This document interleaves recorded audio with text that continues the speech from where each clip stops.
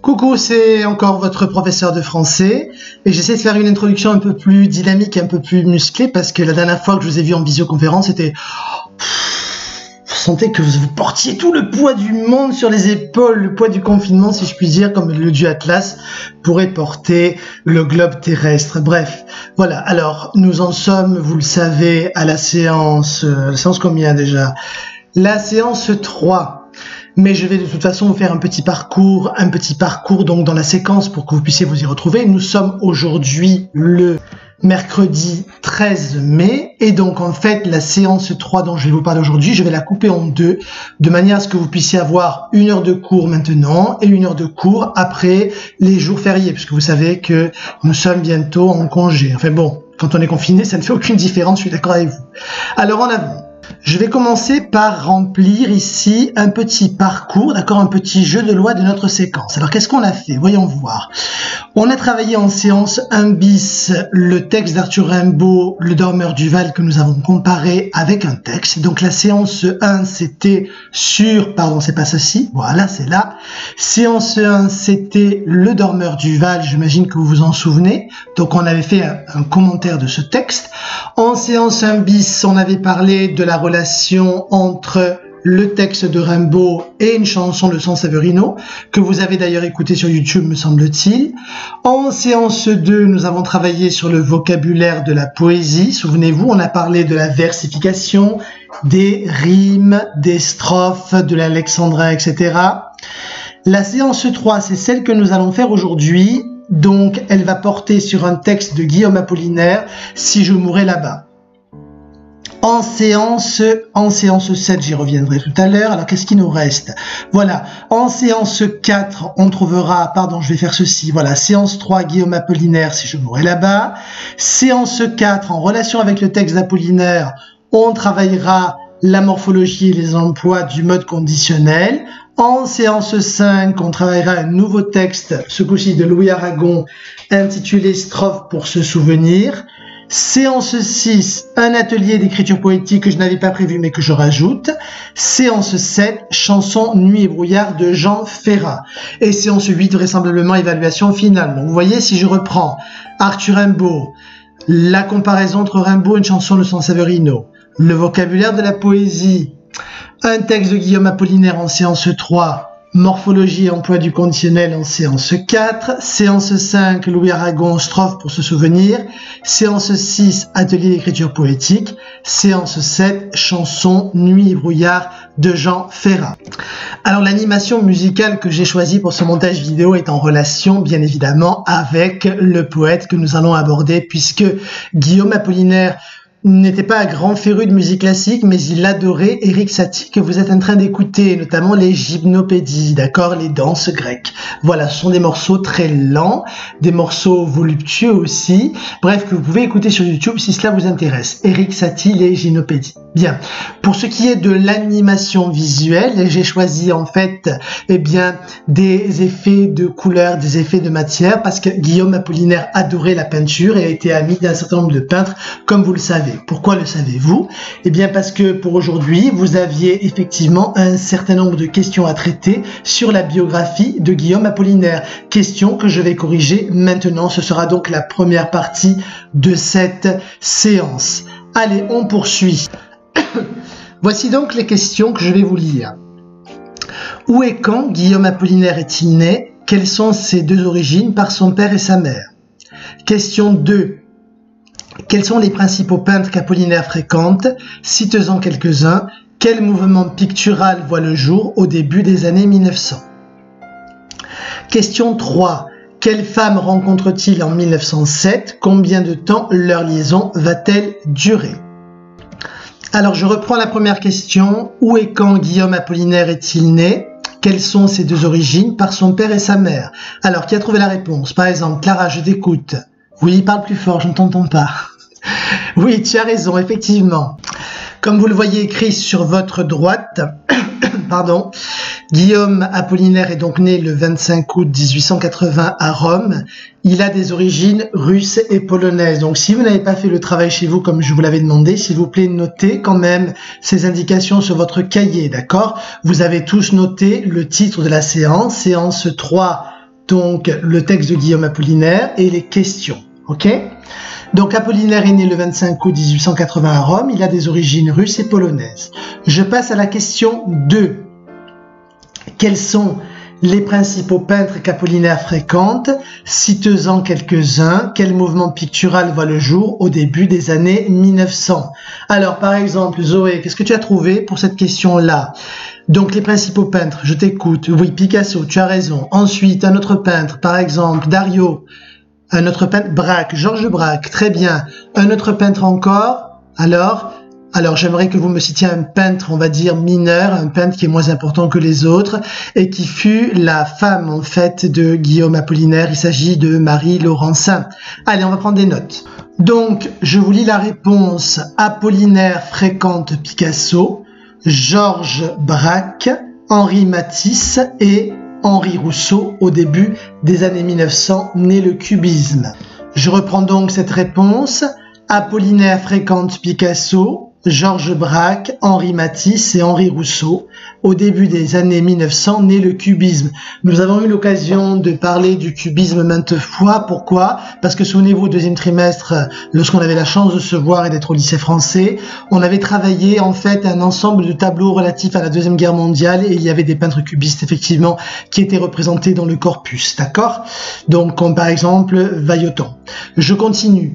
Question numéro 3. Quelle femme rencontre-t-il en 1907? Combien de temps leur liaison va-t-elle durer? Est-ce que vous avez la réponse? Donc par exemple Cameron, je t'écoute. Oui, la femme, j'en ai parlé tout à l'heure effectivement, la femme dont il est question porte le nom de Marie Laurencin. C'est une aquarelliste en fait et illustratrice. Et la relation va durer combien de temps? Elle va durer 7 ans. Allez, on prend des notes. Donc vous voyez, j'ai noté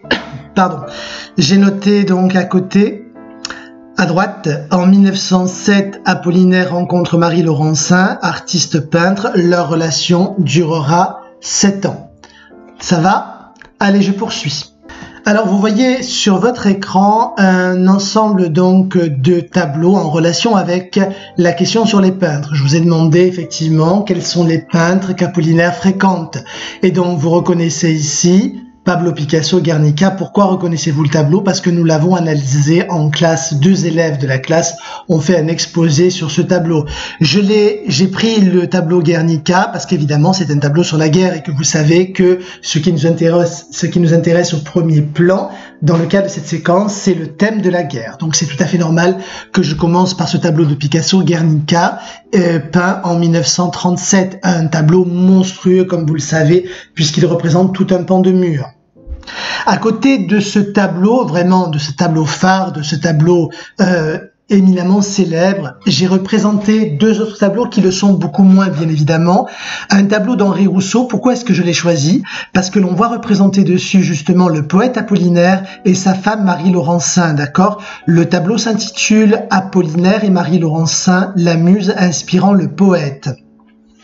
Je vous ai dit que Marie Laurencin était artiste peintre et c'est la raison pour laquelle je fais figurer sur cette page-là un tableau d'elle qui s'intitule Les Déguisés et qui a été peint en 1926. Pourquoi est-ce que cette page Apollinaire et les peintres est-elle importante? Parce que vous allez comprendre que finalement, derrière le texte poétique que je vais vous lire, il y a tout un projet artistique qui a des liens évidents avec la peinture. Allez, je continue. Alors, voici d'autres questions. Question 4. Quelle femme, source d'inspiration pour sa poésie, rencontre-t-il en décembre 1914 et quel surnom Apollinaire lui donne-t-il? Est-ce que vous avez trouvé sur Wikipédia ou sur un autre site? Pardon. Est-ce que vous avez trouvé la réponse à cette question-là? En fait, si vous voulez, comment est-ce que j'ai géré ce questionnaire-là? Je vous ai posé des questions en fonction du texte que je vais analyser. C'est évident qu'il y a des questions qui peuvent vous paraître marginales, comme par exemple la question 5 ou la question 5 surtout, la question 7 qui vient après, peuvent vous paraître marginales alors qu'en fait, elles sont directement liées au texte poétique que nous allons analyser. Donc, par exemple, la femme source d'inspiration pour la poésie est directement liée au poème poème, puisque le poème s'adresse à elle. Il s'agit donc, alors je vous écoute, il s'agit effectivement d'une certaine Louise Chatillon, d'accord, qui se fait surnommer Lou par Guillaume Apollinaire. Et Guillaume Apollinaire va envoyer une kyrielle de lettres à cette jeune femme qui est en fait une niçoise, d'accord. Guillaume Apollinaire va la rencontrer dans un restaurant dans le vieux Nice, qui est un quartier d'ailleurs très agréable que je vous recommande, on y mange très bien.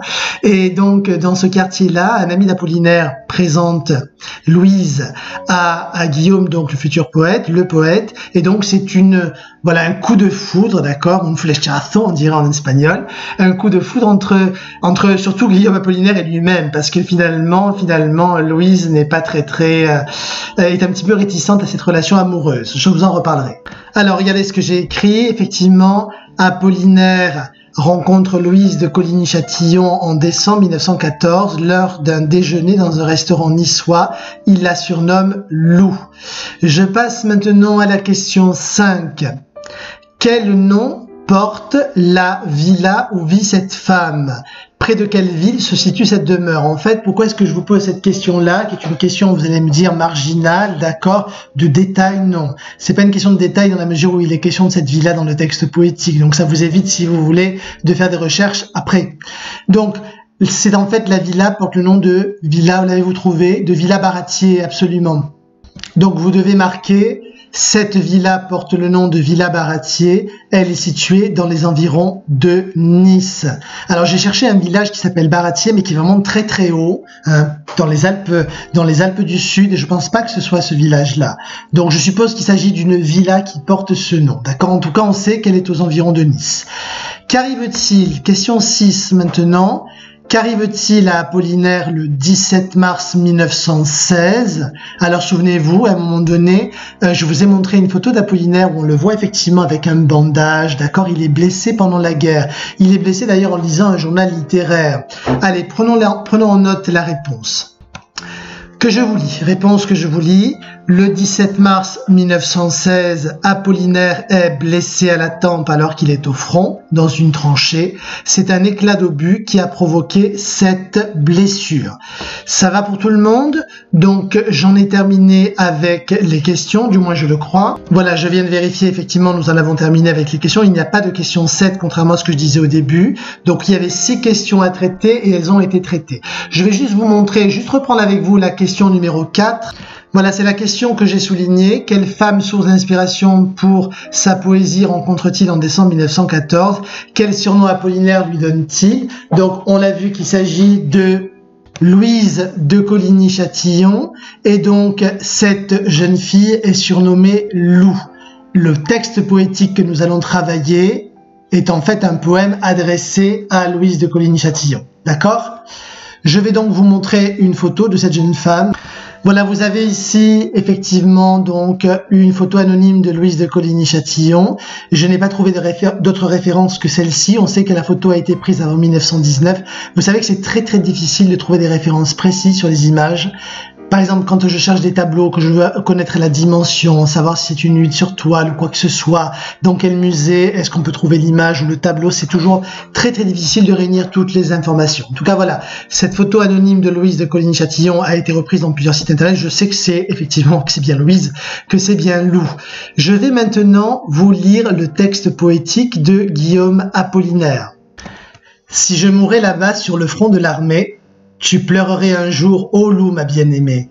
Et puis mon souvenir s'éteindrait comme meurt un obus éclatant sur le front de l'armée, un bel obus semblable au mimosa en fleurs. Et puis ce souvenir éclaté dans l'espace couvrirait de mon sang le monde tout entier, la mer, les monts, les vals et l'étoile qui passent, les soleils merveilleux mûrissant dans l'espace comme font les fruits d'or autour de Baratier. Souvenir oublié vivant dans toute chose, je rougirai le bout de tes jolis seins roses, je rougirai ta bouche et tes cheveux sanglants, tu ne vieillirais point toutes ces belles choses, rajeunirais toujours pour leur destin galant.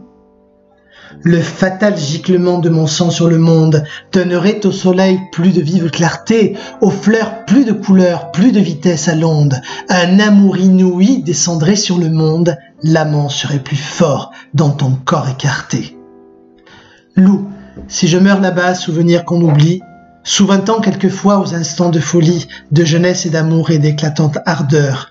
Mon sang, c'est la fontaine ardente du bonheur, et sois la plus heureuse, étant la plus jolie.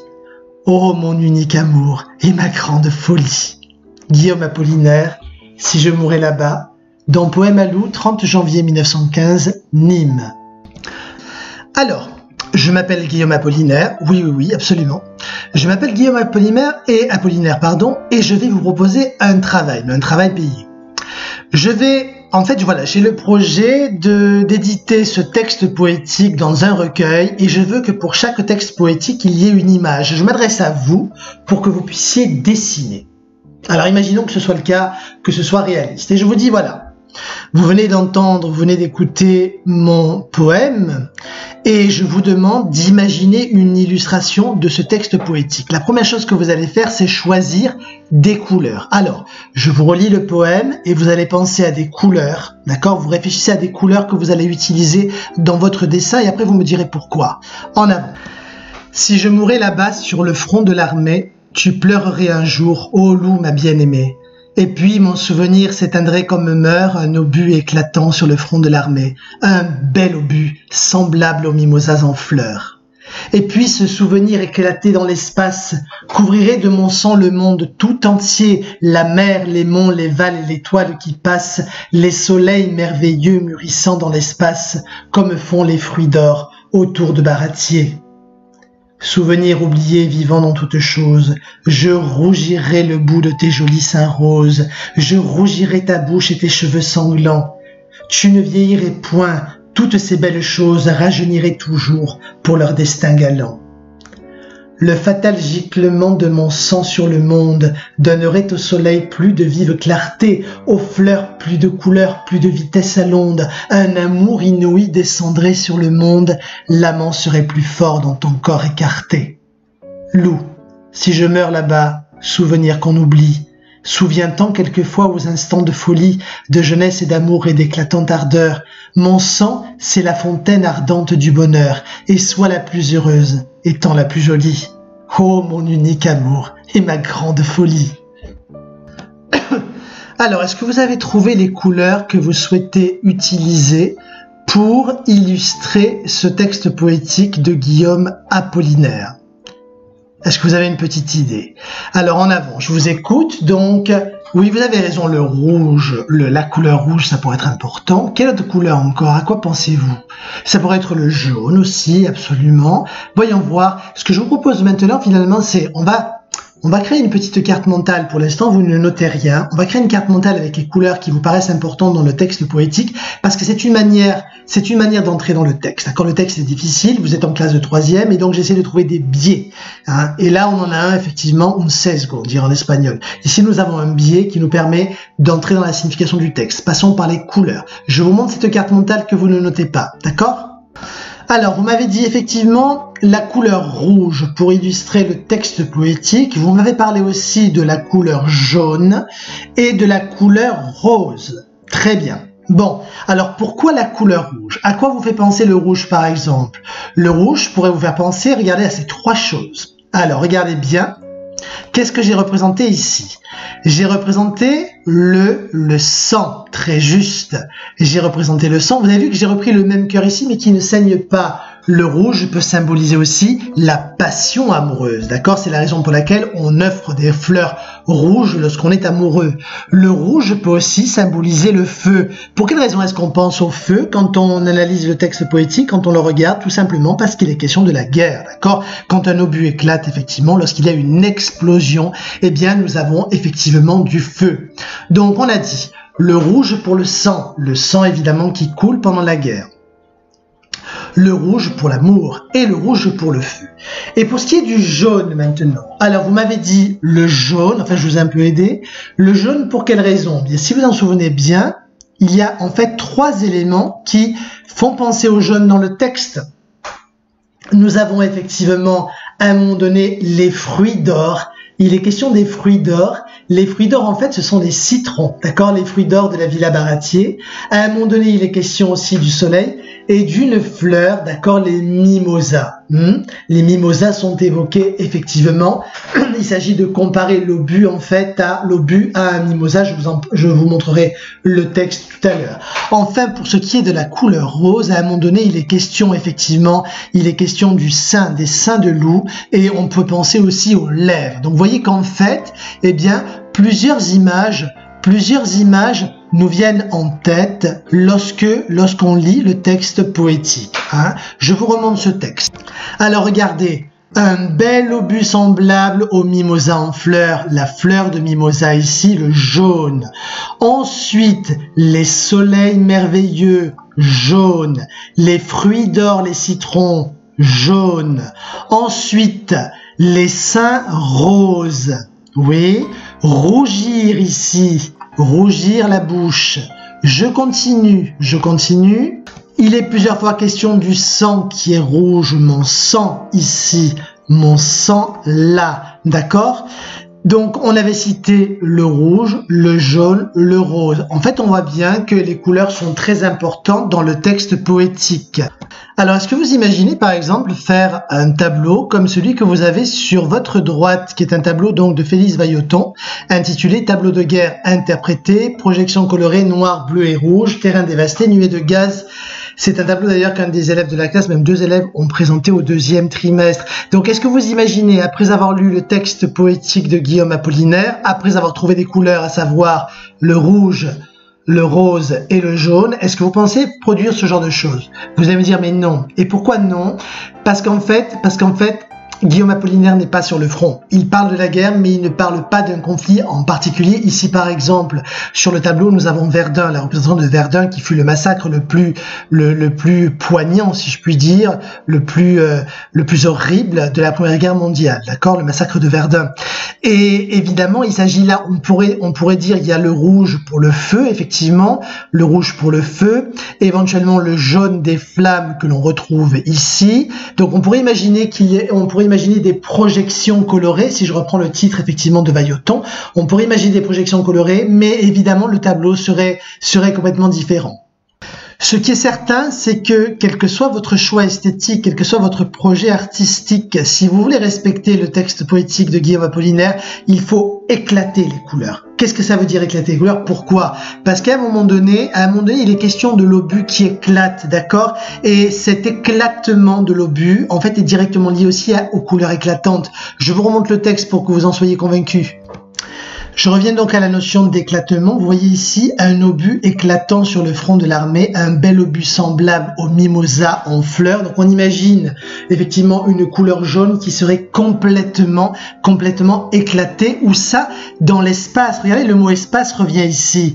On l'a dans la 2e strophe, on l'a donc au vers numéro 6, d'accord? Plus loin ici.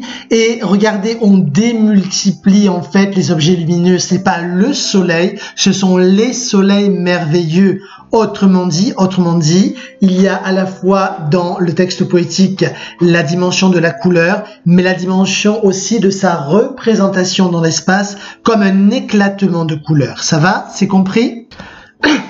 Donc finalement, le projet de Félix Vallotton, qui consiste effectivement à créer des projections colorées noir, bleu et rouge, n'est pas totalement étranger à l'esthétique que développe Apollinaire, d'accord? Alors, ce tableau-là ne peut pas illustrer précisément le texte poétique qu'on analyse, mais quand même, il s'en approche. Alors, on va reprendre ce qu'on a dit, d'accord? On a dit 3 couleurs différentes, le rouge, le jaune et le rose. Et vous allez me dire pourquoi vous avez choisi ces 3 couleurs en fonction du texte. En avant, je vais prendre des petits fragments de texte et vous allez en fait les replacer au bon endroit. Alors, je viens de créer pour vous donc comme une sorte de tableau avec donc 3 colonnes. L'objectif, ça va être de prendre des fragments du texte poétique de Guillaume Apollinaire, intitulé « Si je mourais là-bas », d'accord, et de les placer au bon endroit. Donc, par exemple, regardez, si je prends celui-ci, comme font ce fragment-là donc, comme font les fruits d'or autour de Baratier. Alors, les fruits d'or, ce n'est pas la bouche évidemment, ce n'est pas non plus le feu, d'accord? Les fruits d'or désignent, on vous l'a dit, les citrons, d'accord? Les fruits d'or, très juste. Je rougirai ta bouche et tes cheveux sanglants. Où est-ce que je vais mettre donc cette citation-là? Eh bien, on a l'image du sang, donc effectivement, voilà, je vais placer donc le fragment poétique dans la première colonne. Je rougirai ta bouche et tes cheveux sanglants. Je poursuis avec un autre fragment. Ô mon unique amour et ma grande folie. Qu'est-ce que je vais bien pouvoir faire de cette citation? On est bien d'accord qu'il n'y a pas de couleur dans cette citation, dans ce fragment de texte, sauf que l'on a dit quand même qu'une couleur symbolise l'amour, laquelle, ou plutôt la passion amoureuse, c'est le rouge. Très juste. Voilà. On poursuit avec un autre fragment ici, un obus éclatant sur le front de l'armée. Alors, qui dit obus éclatant, effectivement, dit couleur rouge, le feu. Très bien, je place donc le fragment, encore une fois, dans la première colonne. Voici maintenant une autre citation. Le fatal giclement de mon sang sur le monde. Eh bien, il faudrait que je place cette citation ici, d'accord? Je pourrais remplacer celle-là par celle-là. Le fatal giclement de mon sang sur le monde, c'est la même chose. Je prends un autre fragment, je rougirai le bout de tes jolis seins roses. Là, évidemment, c'est la troisième colonne, d'accord? Les seins, donc, de loup. On poursuit avec les soleils merveilleux mûrissant dans l'espace. La couleur, c'est le jaune. Un bel obus semblable aux mimosas en fleurs. Les mimosas, je vous ai dit, les mimosas désignent donc une fleur, la fleur qu'on appelle mimosa. Ça va? Donc, vous voyez en fait qu'on peut récupérer comme cela différents fragments du texte poétique et donc attribuer à chacun de ces fragments une couleur. Alors, que s'est-il passé? Il me manque un fragment du texte pour la couleur rose. Et oui, parce que j'ai fait une erreur tout à l'heure. J'ai mis, regardez, le fragment suivant, je rougirai ta bouche et tes cheveux sanglants. Je l'ai placé, à juste titre d'ailleurs, dans la couleur rouge. Mais la bouche peut aussi faire penser à la couleur rose, d'accord? Surtout que l'évocation de la bouche est liée aussi à l'évocation des seins. Et vous voyez que l'adjectif qualificatif rose est employé. Est-ce que ça va pour tout le monde? Oui, c'est clair. Donc on a dit le rouge que l'on voit représenter dans les différents fragments suivants. Donc on a, pour le rouge, on aura donc la passion, le sang, le feu. Pour le jaune, les citrons, le soleil, les mimosas, les fleurs de mimosa. Pour la couleur rose, on a dit la bouche et le sein de la femme aimée. Alors si je reprends, donc vous avez noté sur votre cahier de français, séance 3, Si je mourais là-bas, texte de Guillaume Apollinaire, c'est le titre de la séance. Vous avez marqué grand 1 question. Et maintenant, je vais vous proposer un petit travail d'écriture pour résumer le cours d'aujourd'hui. Vous avez remarqué que pour l'instant, vous n'avez pris strictement aucune note. Je me suis contenté de corriger avec vous les questions posées sur la biographie d'Apollinaire. Alors, j'ai sollicité de votre part une réflexion sur les couleurs dans le texte poétique. C'est à partir donc de ces couleurs que j'aimerais qu'on fasse un petit travail. Je vous montre cela tout de suite. Alors, vous allez sauter une ligne après donc les questions, vous marquez grand 2, travail d'écriture et regardez ce que je vous propose. Vous allez rédiger une lettre à Guillaume Apollinaire pour lui expliquer justement que vous avez choisi telle et telle couleur pour illustrer son texte poétique. Donc, je vais vous lire la lettre qui est le canevas de lettres que vous avez sur la droite. Mon cher Guillaume Apollinaire, pour le projet de tableau que vous m'avez confié, j'ai choisi plusieurs couleurs et je vais vous dire pourquoi. Donc vous reprenez les couleurs qu'on a travaillées en classe, d'accord?